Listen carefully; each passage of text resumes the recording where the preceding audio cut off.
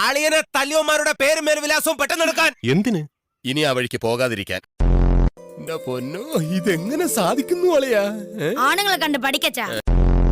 എടി, ഒരു 3 ഏത്തപ്പഴെടുത്തവന്റെ ഉണ്ണാക്കി തിരികെ കയറ്റിക്കൂടെ. ഇവന് നീ കുറച്ചു നാള് നിന്റെ ഒപ്പം നിർത്തണം. ഈ നാട്ടിൽ നിന്നാ ഇവൻ വഴിതെറ്റും. ഒരുപാട് ഇടവഴികളുള്ള നാട്ടിൽ ആർക്കായാലും വഴിതെറ്റു വെച്ച ഉപദേശിച്ച് ഒരു വഴിക്കാക്കി തരാം. പക്ഷെ ഒന്ന്, ഞാൻ വളരെ വളരെ സ്ട്രിക്റ്റ് ആണ്. എന്റെ മകനെ പോലെ സൽഗുണ സമ്പന്നനായ ഒരു മകനെ അച്ഛന് ഞാൻ തിരിച്ചു തരും. അല്ല മോനെ, അങ്ങനെയൊന്നും അല്ലായിരുന്നു അച്ഛാ. ആദ്യം എന്നെ പച്ചയ്ക്ക് മുഖത്തൊക്കെ തള്ളക്കിളിച്ചോണ്ടിരുന്നതാ. ഇപ്പൊ ഇത്രയെങ്കിലും ശരിയായില്ലേ? മോനെ സൂക്ഷിക്കണേ, ഇവിടെയൊക്കെ പട്ടിയുടെ ശല്യം ഉള്ളതാ. വിശക്കുമ്പോ നീ അതിനെ കയറി കടിച്ച് തിന്നരുത്. ഇവര് നമ്മുടെ ദരിദ്രവാസികളാ, അല്ല അയൽവാസികളാ. എനിക്കൊരുത്തരം പേടിയില്ല. എറിഞ്ഞു കൊന്നുകളായിക്കാൻ. ഇവൻ ഇവിടെയൊന്നും ജനിക്കേണ്ടവനേ അല്ല, പിന്നെ ജനിക്കേണ്ടവനേ അല്ല. ഇപ്പൊ വല്ല കണ്ടകശനിയാണ്. ആണല്ലോ.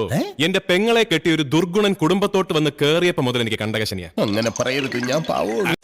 അങ്ങനെയുള്ള ചെറ്റകളെ എന്തിനു വീട്ടിൽ വെച്ചോണ്ടിരിക്കണം? കൈയും കാലും തല്ലി ഒടിച്ച് പട്ടിണി കിട്ടുകൊല്ലണം. മിസ്റ്റർ മനോഹരൻ മംഗളോദയം, താങ്കൾ വെറുതെ കാട് കയറണ്ട. ആളിയൻ പറഞ്ഞ ആ കൂറ ഞാനാണ്.